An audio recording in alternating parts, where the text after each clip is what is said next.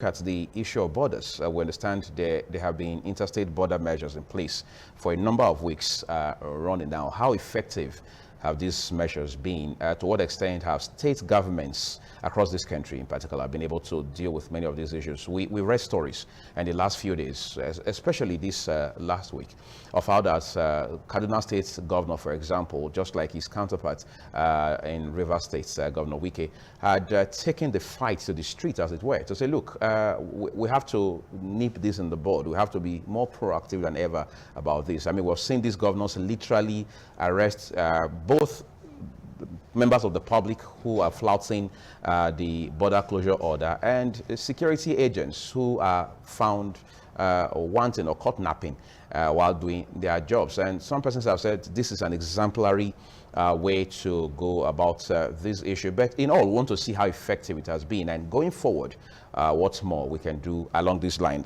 First off, this morning, I'm joined by Reverend Phil Roje. Is a public affairs commentator. He's also the chairman of CAN in Edo State, the youth wing of CAN, and of course the youth wing of the Pentecostal Fellowship of Nigeria as well. That's the youth wing in Edo State. We feel very delighted to have you on the program this morning. Thanks for having me. We want to talk about many of these issues. Of course, we also look at the position of CAN as far as all of this pandemic and all of the measures being put in place are concerned. But first of all, I want us to look at border closure. You know, when the Nigerian Governors Forum recommended that there should be interstate border closure for 2 weeks, at least for a start the other time, some persons thought there was a political undertone to it. And then later we started realizing that even across the world, border closure is one of the many measures usually put in place to fight a pandemic. What has been our experience in the last couple of weeks? Thank you very much. First of all, so that people will understand how I got the information that I'll give out. Right. In the month of, at the close of the month of March, the youth wing of CAN that I lead voluntarily offered to put ourselves on the line to serve the state concerning this pandemic. So we wrote officially to the government, and then they accepted us and deployed us, 16 of us, and deployed us to the Ministry of Health, where we have to work with the Ministry of Health officials. Among some of the things we have done is that we provide the logistics for movement of Ministry of Health officials from point A to point B, both at the point of training and cascading the training to the LGAs, and then of course now further move on to the border. When the government have to introduce border screening, we provided the logistics. When I say we, now the youth wing of CAN, Edo State, provided the logistics. As of today, the state government has successfully established screening points at 10 borders in Edo State, 10 major borders. You have Okbila, that's coming from the north. You have Atohosu, coming from Lagos, the west. You have at a community called Sobe, coming from Ondo State. You have at Gelegele Seaport, from that Aziz. Then you have at Olubu, coming from Warri side of Delta State. Okay. You have at Ugan, then Igbanke.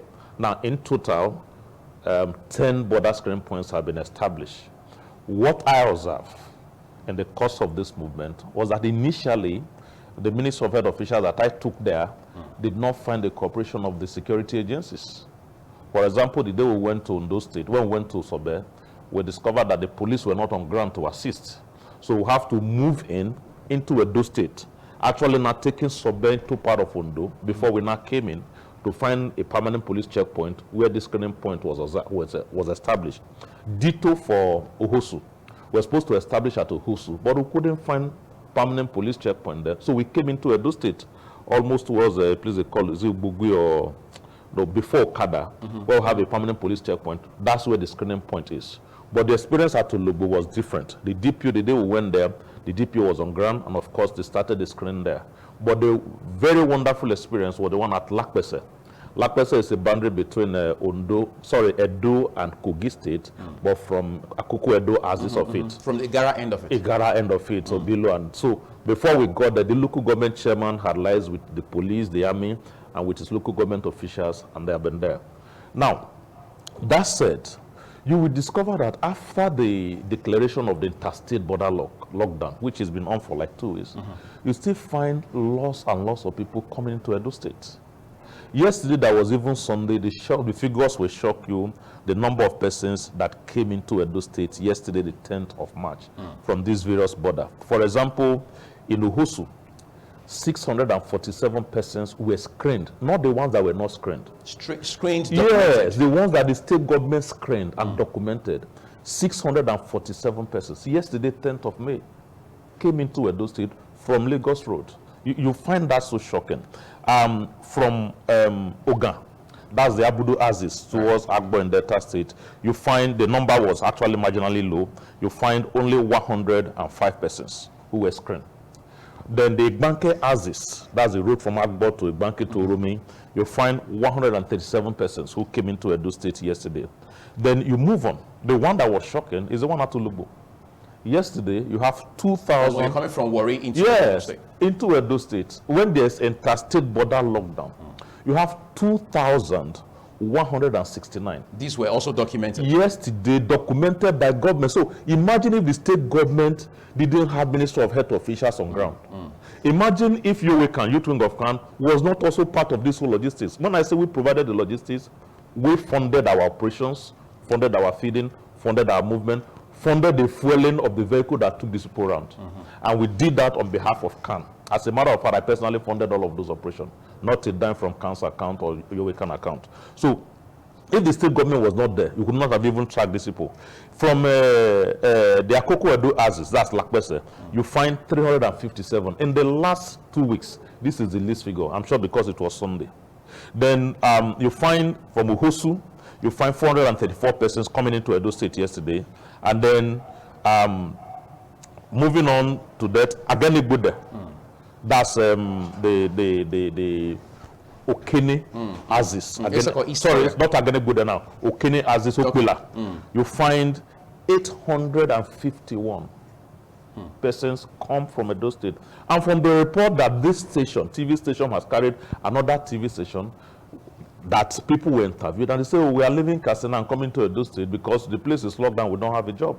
These persons that were screened were not among those who were inside containers that were caught. Those who were smuggled. They were not there. I think this 851 yesterday. Apparently, there are several strands to this conversation about the interstate border closure as we have it in this country right now, and how effective or otherwise they have been ultimately. We're going to take a quick break now.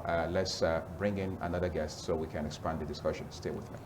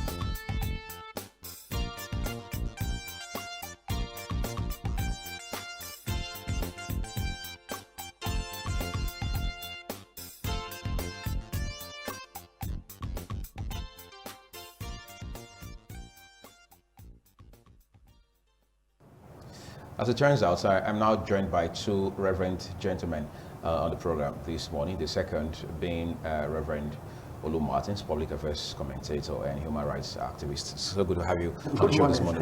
Thank you to her. Welcome to the program. Good to be here. So, Reverend Phil was establishing the trajectory just a while ago. You were talking about figures, and then you were looking at the fact that there are still people who come into the States, but not documented. So how do we run circles around all of this?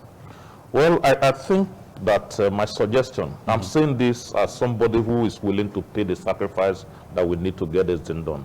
My suggestion is the state government need to take more serious measures.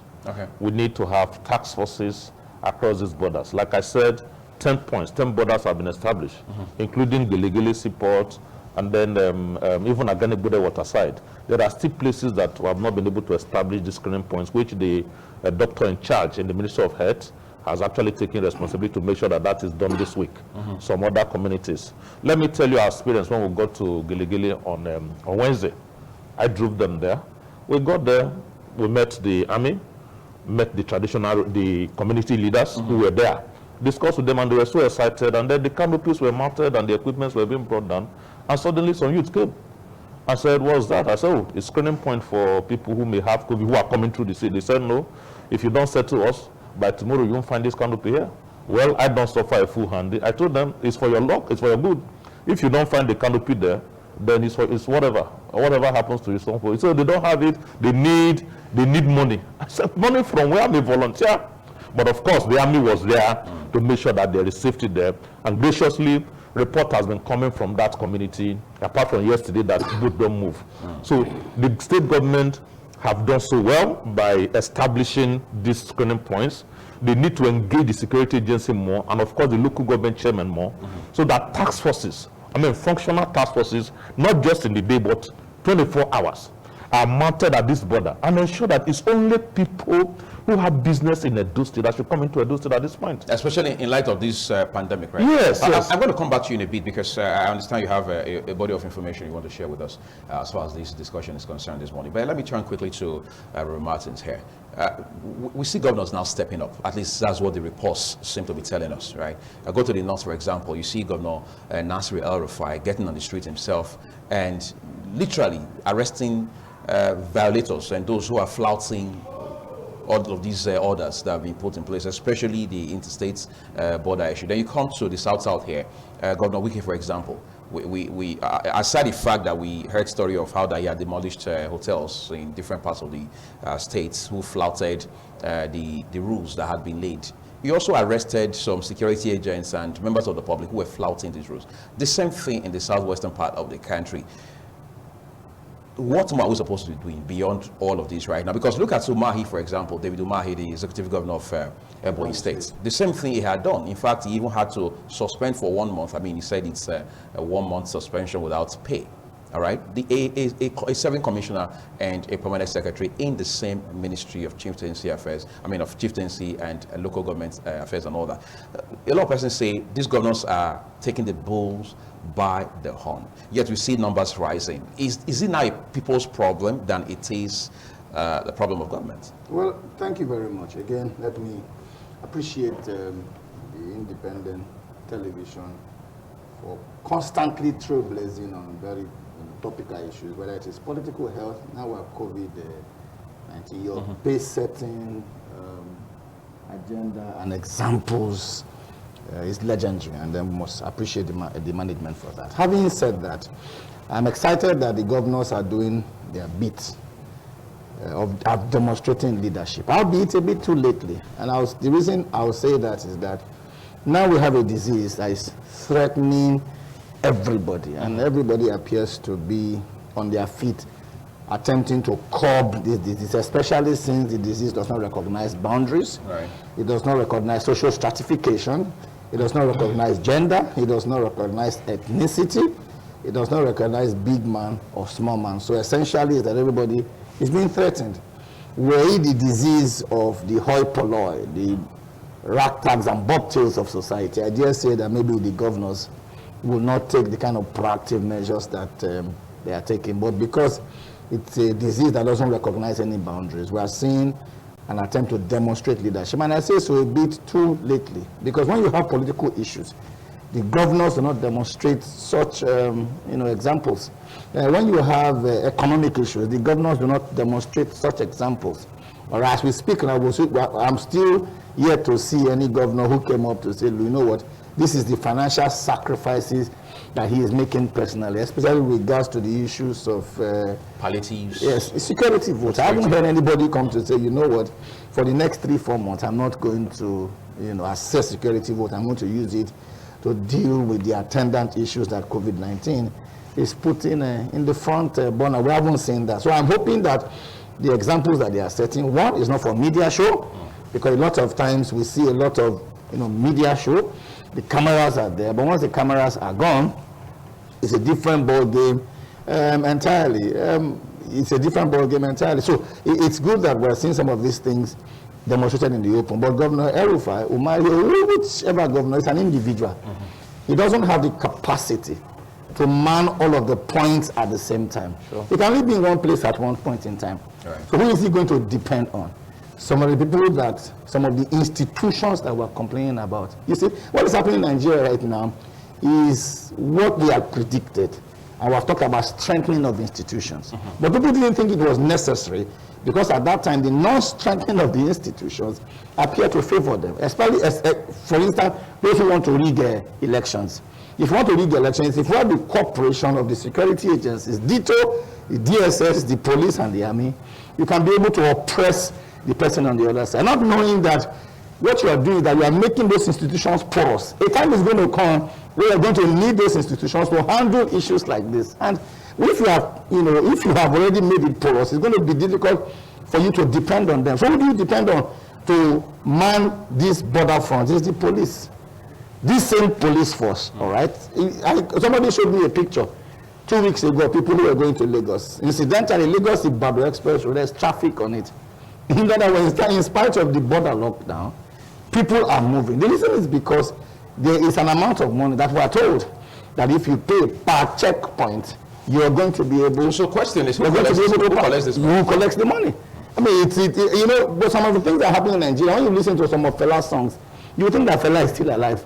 All right, when he has said something about the relationship between security agencies and money. That's why I began by saying that it is these same governmental institutions who are now trying to be firm, who had already made some of these security institutions, porous. So it may be becoming a bit too late because everybody understands what happens at police checkpoints. Everybody understands what happens at security barricades. When Nasser El-Rufai leaves where he's going to leave that spot and he's going to go somewhere else. Even if he decides to be domiciled in that spot, he can only be in one spot at the same time. He can't be, everywhere at the same time. So what we have now is a systemic challenge that we instituted by ourselves, and we didn't envisage that we're going to have a COVID-19 that is going to threaten all stratas, society. So I must tell you that clearly we have a crisis, in our hands, and the best that we can do is to constantly advocate, to use, media front, to use orientation and campaigns. The reason is that there's just about how much you can legislate on. There's just about how much examples that you can set. There's just about how hard you can come, on certain persons. When I saw the hotels that were, that was destroyed by, I thought that Governor Wike, with all due respect, was overreaching in my own, candid suggestion. The hotel didn't violate building plan. He just said that they violated the protocol of COVID-19 that you set up in the state. Governor Sanwo-Olu of Lagos just sealed a hotel, in Badagry, and make sure that nobody can access it, nobody can do anything inside. We have seen internal revenue, boards of internal revenue destroy a hotel, and nothing happens in that hotel. So why you would now, because you want to play to the gallery and show that you are a strong man, you now destroy a full hotel? It's left, for my, understanding. So, and then when I saw Governor El-Rufai climbing the truck, I said, okay, you know what? The man has tested positive for COVID-19, and people were in doubt of his health. So now that he has come out negative and is seen for the first time in the open, he wants to demonstrate consciously that he is now strong. Otherwise I don't understand why a governor should, climb a truck. And that is my own, perception. And also, how about we take it that it was leading by example? Yeah, that's what I'm saying. That he needn't, do that. Governor El-Rufai is not, a young man. Then, because when you now have to do that by yourself, that's one truck. How many trucks are you going to do that for? You are in one spot now. What about in several other spots around your state where trucks are passing by. All right, because if he has to do that by himself, then there's a fundamental challenge in how much you have been able to delegate and raise people to think the way that you are thinking. I think the thinking is another issue that will form a part of this discussion on the show this morning. Let me talk to Reverend Phil quickly about some of these issues. When you talk to medical doctors, most times, especially the senior practitioners, they'll tell you, amongst many other things, this COVID-19 pandemic has come to make very visible all of the weaknesses that we have in the health sector. But it will appear apparently that it's not only the health sector, even with our security architecture, it's virtually the same thing. You hear people saying allegedly that policemen, officers of the Nigerian Army, NSCDC, and so on and so forth, reportedly asked them for 100,000, for 10,000, for 5,000. And the question some of us have been asking is, isn't there a protocol, for example, where you arrest somebody who has flouted a curfew? Say in Edo State, where the curfew kicks in at 8 o'clock, 8 p.m., and somebody is caught at 17 after 8, for instance. Isn't there a protocol as to how this person should be treated? So if you narrow that down to the issue of borders that have been closed, how does somebody get all the way from Edo to Bayelsa? How does somebody get all the way from Edo to Anambra? Katsina to Katsina. Yes, and then nobody intercepts them, nobody catches them in between. What does this say about our system? Thank you very much. The Minister for Health, Dr.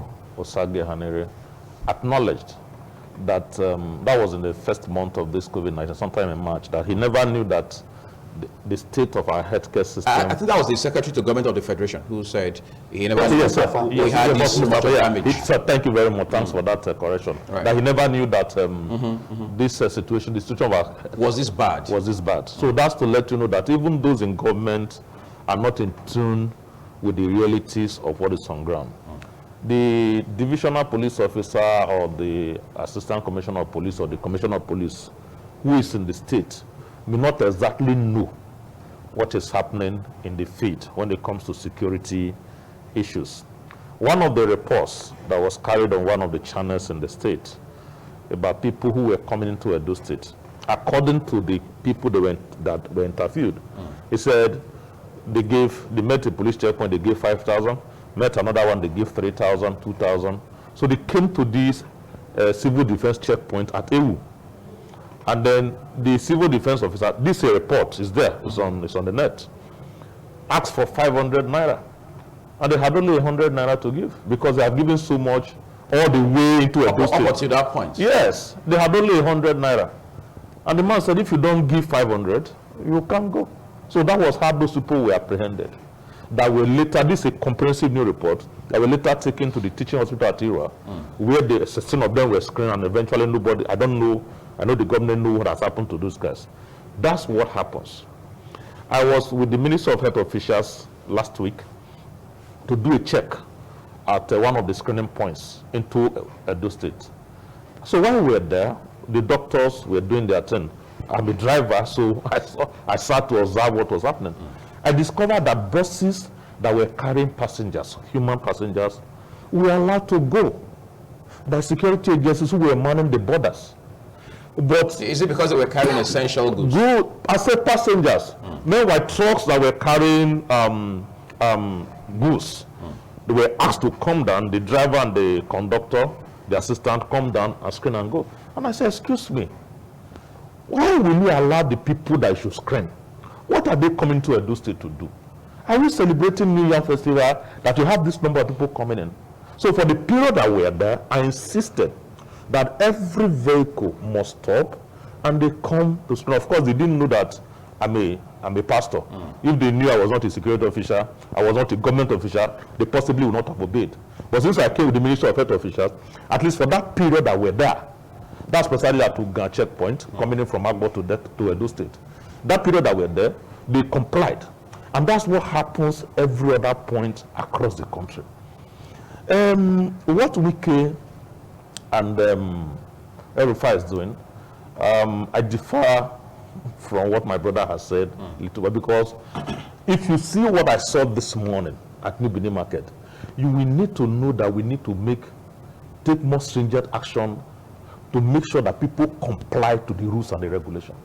At New Benin this morning, it's as if tomorrow is Christmas. Around the intersection? Yes. all through from the Mission Road Junction to Lawani Junction. It's as if we're preparing for Christmas. No social distances, nothing. Even the primary school across opposite here, to 8 a.m., people are already trading. And I'm asking, what are they trading for? The ones you bought yesterday, the ones you sold yesterday, can't you manage that the next time? Because it's a crisis situation. And in a crisis situation, task forces should be in place, and people should ensure that they regulate and regiment their life so that we can come out of this. If we don't do it, this battle will be on for a longer time. But you see, that's where the argument becomes really controversial. There are people who will argue vehemently that, look, our problems are multi-dimensional: economic, social, political, academic, all of them mixed together. It's, for want of better words, more like a potpourri of many problems in one pot, cooking and boiling over. So the problem now becomes, which of the problems do we solve first? People have economic issues. Yeah. For a number of weeks running, we've talked about here how you have a good number of Nigerians who have to live from hand to mouth, or as they say, they live from paycheck to paycheck. So people have to hustle today so they can see tomorrow. So for such people, yes, how do you help them? How do you expect them to quickly, as it were, recalibrate and then fit into the reality in front of us? In the wisdom of the Edo State government or governor, he has decided, as against what is happening in other states across the country, that he will not call for a total lockdown in the Edo State, which means our people can still go out, observe social distance during the day, do your business, and come back home. So if the governor have decided to allow that, then we have to encourage him by ensuring that we follow the rules of the game. But a lot of our people are behaving as if we don't trade today, if we don't go out today, the world is coming to an end. You need to realize that you have to be alive to even earn a living. 3 months ago, 6 months ago, nobody regulated us. But there's a crisis at hand, except if you don't believe that this crisis is real. If you believe that it is real, then let's follow the principles and the policies that government have put in place. So my counsel to our people who have to live, who have a subsistent lifestyle, they live on what they earn daily, no challenge, but follow the principles. Observe the social distances. Make sure that you wash your hand, you have your sanitizers, and all the rest. But if you will not, like Lagos State Governor has threatened, and the PTF in Abuja have threatened, that if people continually violate the procedures, they'll be forced to lock down the country. And if that's better for Nigerians, that's okay, because we have to be alive. The government can provide everything that everybody needs. Oh, government didn't give me palliative. Where is the resources? I'm not here to defend the government, but are the resources there right now to give everybody everything they need? I think we're going to... It calls for sacrifice. Yeah. Everybody should sacrifice. I'm a church leader. We are sacrificing. I just told you earlier before Reverend Onumatis came in.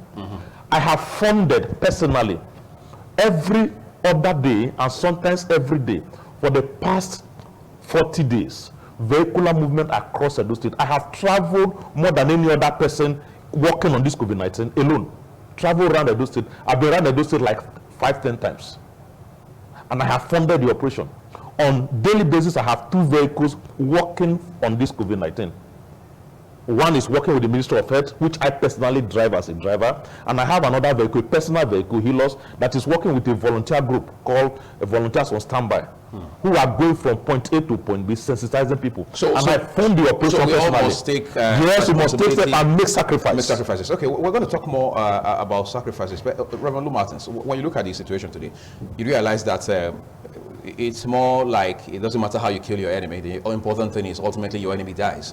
In a place like Ekiti State, in the southwestern part of Nigeria, for example, we understand that at a point they even had to fell trees just to prevent people from coming into the states. Are we saying there are measures that are extreme about this? Does it matter what we do now to ensure that we prevent further spread of this virus? You know, you're going to ask yourself why it looks like our people are being recalcitrant. You're going to ask yourself that. The reason is because human behavior, borrowing your word, which I like very much, cannot be recalibrated overnight. Then if you look at Abraham Maslow's theory of human needs, it's the Igbo man that says that the stomach doesn't know whether I have sold market or not. By evening, it will open up and say that it is hungry.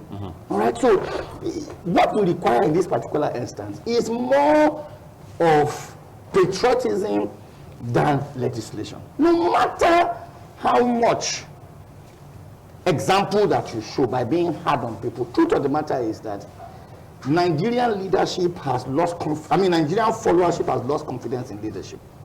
You go to developed societies where leadership over 10, 15, 20 years has demonstrated consciously that it's interested in the people. It is easy to quote and unquote convince the people to come in line. Ghana is doing better than we're doing because over the years, the Ghanaian leadership has demonstrated that it is not different from the people. So when you need the people to cooperate with you now, the people are going to ask themselves, how have you cooperated with us when everything was rosy? And that's why it is in leadership. And I'm happy that my guy here is a leadership expert. That people don't know how much you care until the people don't care how much you know until they know how much you care. Over the years, sir, has leadership demonstrated that it cares for the people?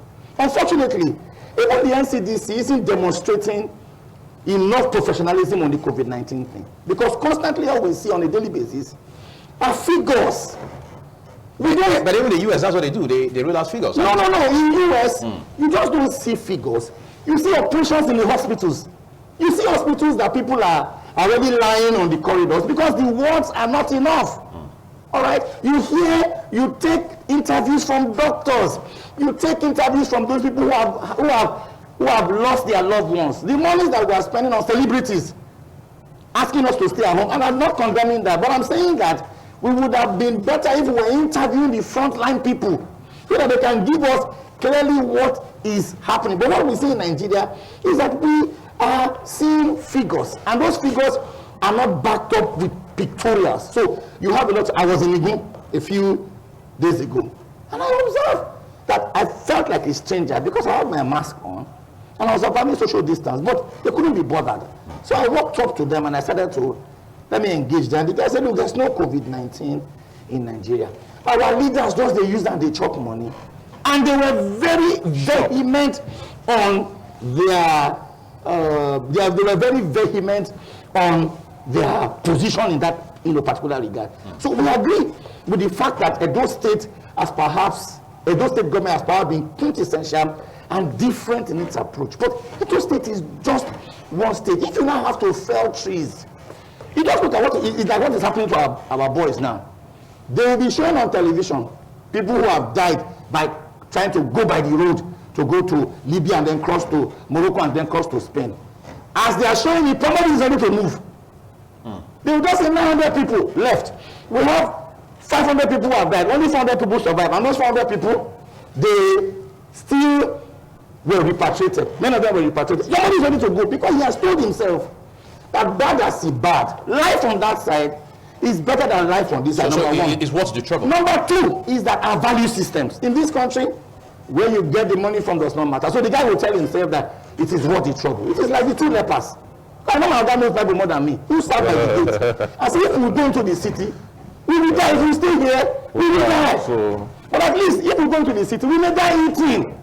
The fundamental what people are telling themselves is that, look, hunger will kill them. Coronavirus will kill them.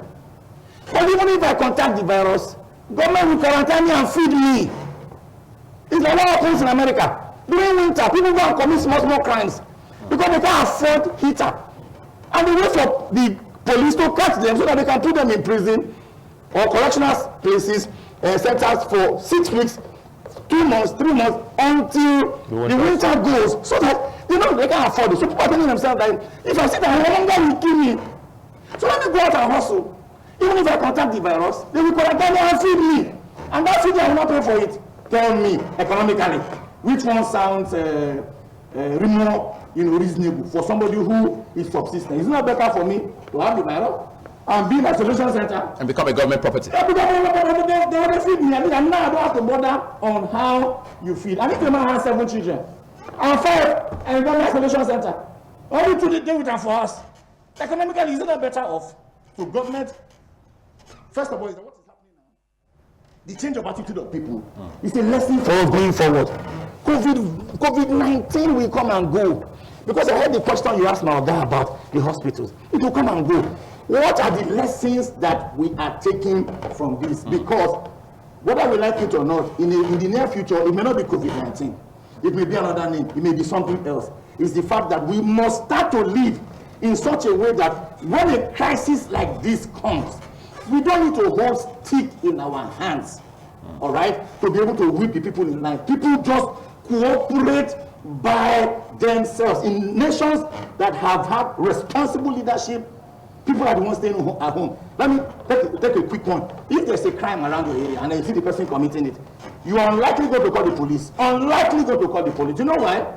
Because calling the police and giving them that information does not guarantee your own security. Because some of the police, if the guy has some money to spend, the guy may end up knowing that you are the one who gave that information to the police. And that's why I say in times like this, what is required is patriotism.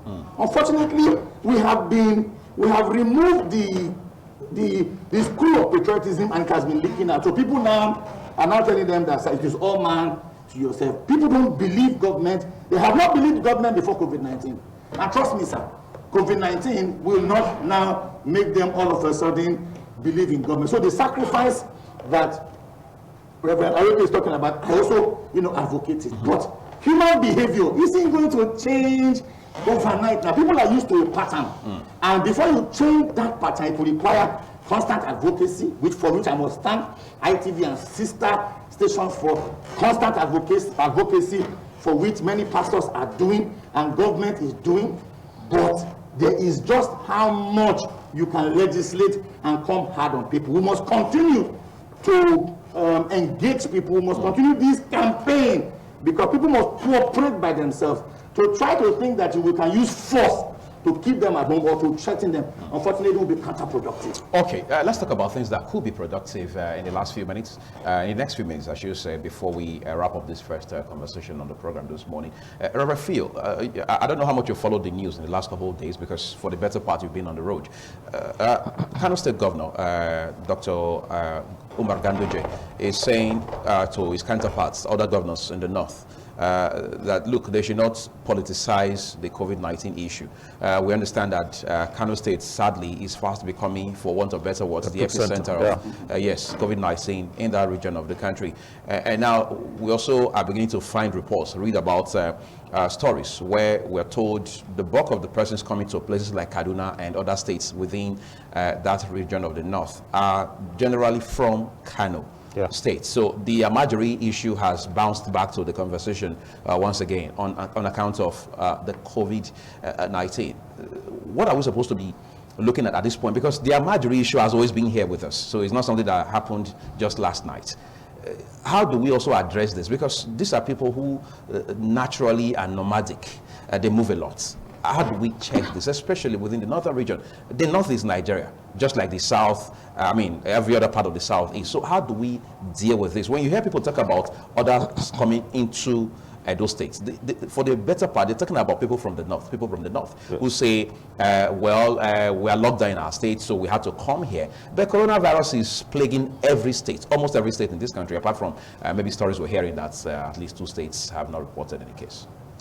Thank you very much. The issue of the Kano State, that's a state that was living in self-denial. When the issue came up, it was reported widely that within the period of 3, 4, 5 days, mysterious death took place in Kano. Over 600 people died. And the government, in defense, in self-denial, said... Meningitis. Yes, that's what usually happens at this period at this time of the year. But it's not beginning to get done on them. That is not, it wasn't the norm. It wasn't what usually happened. They lived in self-denial, but today they have almost 700 cases of coronavirus in Kano, officially reported. The deaths have been there. In fact, the index case, the index case was discharged yesterday. But that's the one that was reported. Kano and most parts of the northern states of Nigeria. First, the northern state governors had a meeting 2.5 weeks ago and decided that Amajiris should be returned back to their states. Okay. Yes, and I am not aware that Edo State has contributed any human being to the Amajiri system in the north. So there is no basis for any of those people to be found in Edo State. If the governors agreed, and most of the governors have accepted, and unfortunately, these Amajiris have been now the ones who have been transporting and distributing this COVID-19 across the north. The northern states, it has taken almost a month from 27th of February till about towards the end of March before this thing began to spread across the northern state. And you discover now that they have it because of the way and the system of life there. We don't want them in Edo State, plainly. The reason is because Edo State have not contributed to the Amajiri system in the north. Number two, the president in his broadcast has said there is a ban on interstate movement. That ban must be enforced by the DSS, by the police, by the civil defense, and all law enforcing agency. That nobody should be allowed to go from one state to the other. I'm not coming to Delta. I'm not going to Undo. I don't want to go, and I don't want them to come to Edo State. And we must also ensure that they don't come. And that is a proactive measure now that I was in Edo Central yesterday. What I wasn't seeing there before, I saw it yesterday and I was so happy. You now find not just police, you find the vigilante. Just before you get into Irekme, you find vigilante there. They were not there 2 weeks ago. As a matter of fact, they were not there on Wednesday. I was on that route on Wednesday. Then yesterday, they were there. Just as we are leaving Ekpoma, getting to Iraq, you find them there. We need more of that. Because if we don't defend our city, if we don't defend our state, and we don't defend our people, nobody is coming to do it. Let everybody remain in their state for now, until the president says otherwise. Anything any state government does, or vigilante does, or people do, to ensure that people don't come into their state is legit. Because the president has said, whatever you can use to make sure people don't come, if you need to cut tree, cut tree. If you need to build a house on the federal, we build a house there. Until the president says, okay, there's no more interstate lockdown. For now, the governor of Delta State on Saturday went to the bridgehead at Onitsha to ensure full compliance. He left there and drove straight to the boundary between Edo and Delta. In Delta State, the community is called Alifikede. In Ondo State, it's called Uga. And ensure that people are not crossing. And from the figures I have, I discovered that the movement of people into Delta State from that axis has reduced. From about 500, 800, it has dropped to about 300 and something. But the one coming from Ulugbo is still in the realms of hundreds of, thousands, not hundreds, tens of thousands. You still have like 500 people, 2,000 people, 3,000 people coming into Edo State on daily basis. So we must ensure, if you look at the western axis, you discover because of the street enforcement in Ondo State, you have like 400, 500 people coming in from Buhusu into Ondo State. There's a community called Ogbese. It's a boundary after Okada, one of the community, the boundary between Ondo, just a bridge. You have people like 200, 150 coming in on daily basis. But the major challenge currently is from the north, Okpila and Lakpese. In fact, on the 7th of May, that was on Thursday, 3,000 persons crossed from Kogi State into Edo State.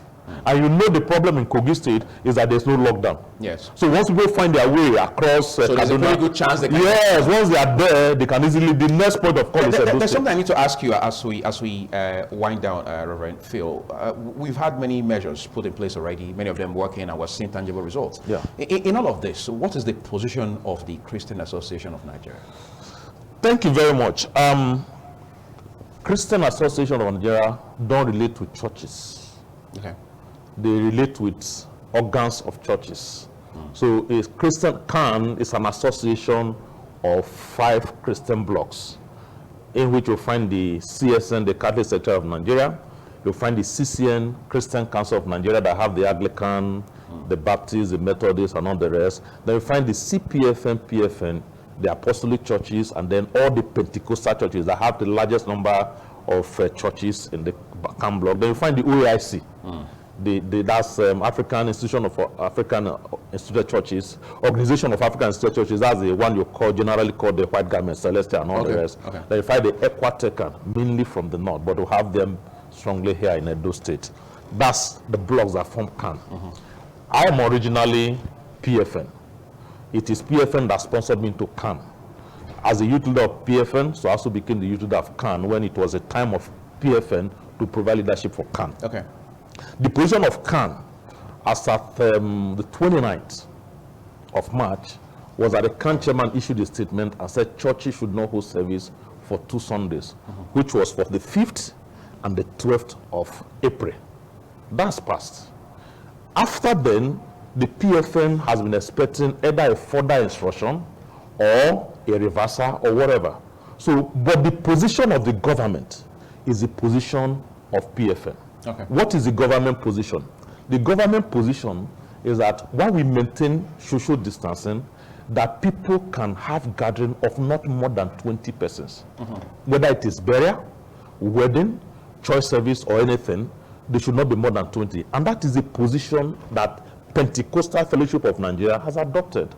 Unfortunately, what has happened in the last 3 weeks, apart from yesterday, I've not got to the report, is that the police across Edo State, especially within Benin City, has been harassing pastors.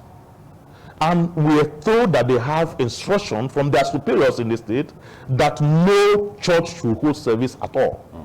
And we said no. The position of the government, because I personally spoke to senior persons in government on this matter, very senior persons.